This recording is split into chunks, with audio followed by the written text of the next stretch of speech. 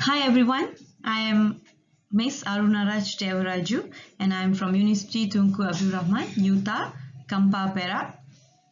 Me, together with my teammate Norazimah Abd Rashid, Liana Mat Nayan and also Meera Devarajoo, we have came up with a case study entitled Internal and External Factors of Students' Enrollment Decline in College Megatech. Let me start explaining about the main objective of this case study. The main objective of this case study is to explore the internal and external factors of students' enrollment declining in this particular college that we have selected.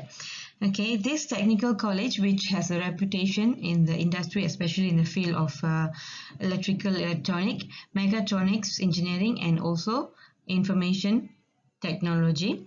So they have actually produced proficient graduates, and the training approaches are more towards blended learning, which is the combination of practical learning, e-learning, case study, site visit, and training from actual site. So we'll be looking at two phases of analyzation.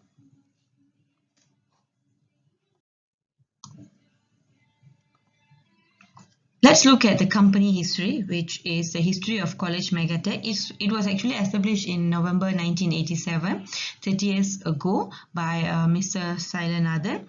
He has actually set up it as a tuition center, and eventually it became a TVET college, right?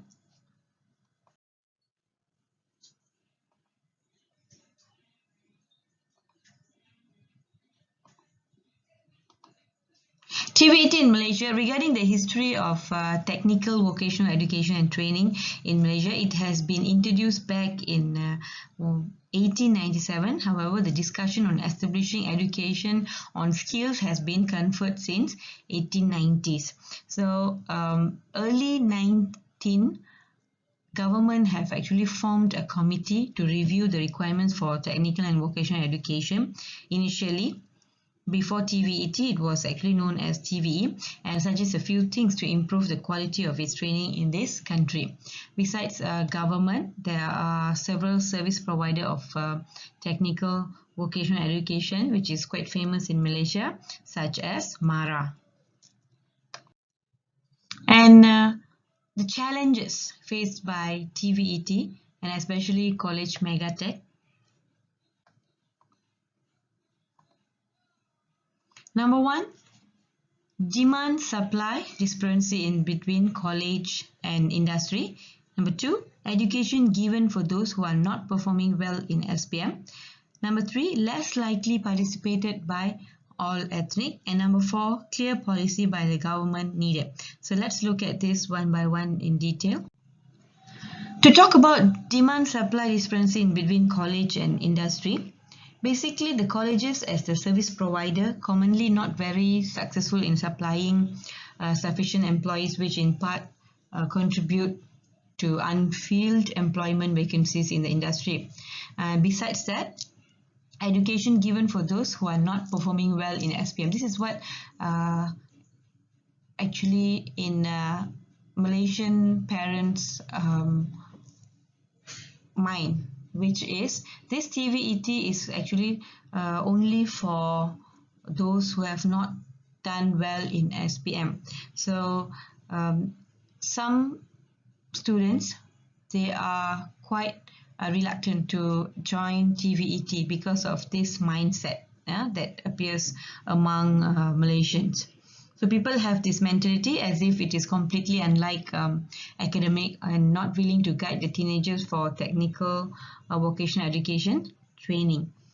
Okay, and then less likely participate by all ethnic. This is also something that has been faced by this TVET because if we look at the ratio of number of students, less likely participated by all ethnic. Okay, and we can say that almost total about 15,000 students in 32 technical vocational education and training institutions, and they are actually anticipating 2,000 students every year, every year to increase. So far only one of the ethnics been looked into, and as a multi-ethnic composition country, this is an issue to be highlighted.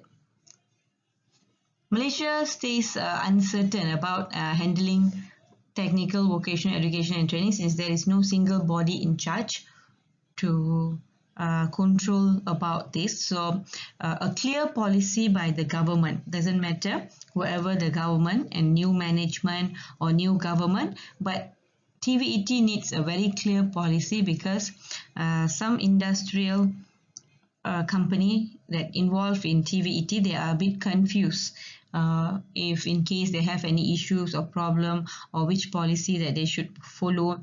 So this kind of uncertainty, it happens in between among TVET colleges.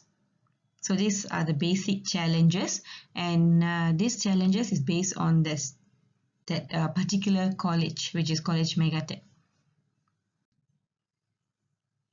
Now we are going to look at the analysis part. Two phases of analysis has been done, which is first phase is Porter's 5 forces analysis. Porter's 5 forces analysis is basically, it is a way of analyzing the industry and its risk light that are underneath. So the principle of this method is a predicting of the development of the competitive situation in analyzed industry based on the estimate of the potential behavior of the subjects and object involved in a given market, and forecasting of the risk of imminent business from their side. So here we have 5 main element, which is rivalry, potential new entrants, buyers, substitutes and suppliers. Rivalry among existing firms is their ability to affect the price and offered quantity of given product or service. Potential entrants are the possibility that they enter the market and affect the price and offered quantity of given product or services. Suppliers is where their ability to affect the price and offered quantity of necessary input. Buyers look into their ability to affect the price and demanded quantity of given product services. Substitutes is about price and offered quantity of product and services are at least partially able to replace given product and services. So based on the Porter's model, it is actually grounded in microeconomic, and is still one of the most applied strategic framework used today. So in this case study, we have used this Porter's 5 force framework to analyze Kolej Megatech's challenges in TVET. So let's look at rivalry among existing firms. Industry rivalry is considered low for private sector TVET institution. So competition within the existing organization in Malaysia are moderately less, because government has their own institution under few ministries. And then most of the institutions serve different purposes and causes. For competitiveness based on causes offered is less. Maybe in near future, globalization can take changes in terms of rivalry among industry, especially between government and private TVET. But so far, there is no impact from rivalry for TVET institution. Okay, and then let's look at potential new entrants.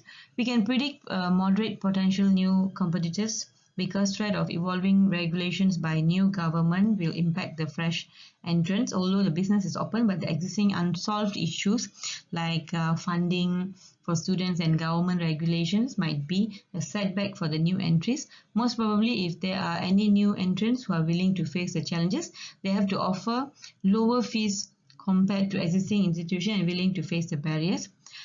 Now move on to substitutes. Substitutes for Kolej Megatech. Substitute conversion rate towards Kolej Megatech is considered high. Why? Because the replacement might occur due to large costs and quality indirect effect of student loan, which is debt, and substitute with if wholly funded by government, if they offer guaranteed career and other professional opportunity, definitely it is an industrial threat. Okay, and buyer, move on to buyer. The buyer power in the case of Kolej Megatech is determined by parents and students. So majority of Malaysian parents and students are depending on education loan, and apparently the demand and pressure have changed. So buyers have limited option to bargain because almost all the TV ETA provider offering a same range of education and fees are also similar. No one is offering free certificate. Okay, so as the demand for TVET is still high, buyer's power will remain low. So now move on to suppliers. So let's look at supplier. Supplier power is slightly high in this case. The market is saturated with multiple choices of education offered and choosing TVET. So college market is dependent on PTPK for funding the student. So the ratio set by JPK is 1/25, where for every 25 students, one instructor needed. So let's look at suppliers. So PTPK, Ministry of Human Resources, it's actually high. Okay, so based on this 5F analysis, we can conclude that the changing of laws and regulation and amplified consciousness about student loan debt caused a downward trend in enrollment. So it is declining. So now let's move on to the second phase of analysis, which is SWOT analysis. This is quite famous and very straightforward. A SWOT analysis is a planning tool that identifies strength, weakness, opportunity, and also threat. So when we look at this,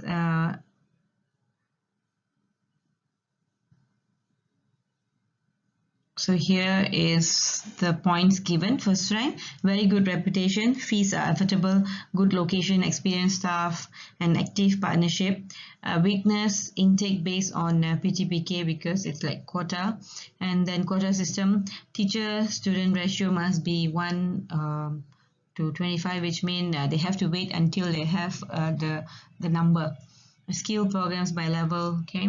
And then let's look at opportunity, social media marketing, students, intensive, how they can actually create, they can actually ask the students to market, and then intensive for recruitment. If once they recruit, they can be given some intensive, develop new sources of income, and also CSR program. And let's look at the threat for Kolej Megatech. Unemployment, definitely, if those many students are unemployed after they have graduated, so this is a threat. Government rules and regulation, which is uncertain. Continuing the quota system, negative public perception. So there are some recommendations before we conclude. So both analyses provide helpful information for Kolej Megatech to consider possible solution. So it is now their turn to turn the weakness into opportunity. Okay, so conclusion, the phase 1 5 force analysis gave a depiction of what are elements giving high impact towards Kolej Megatech, and the conclusion derived from the analysis is supplier's power is high, similar to substitute power. And the conclusion based on analysis SWOT is understanding their company's internal and external factor. Kolej Megatech has been identified as a private college which has more positive prospect compared to weakness or threat. The solution were based on observation made after analysis was done thoroughly. Okay, so it is not very serious, but in future, maybe after this pandemic, the result of this case study might be different, but this case study was done before the pandemic. So thank you very much for listening.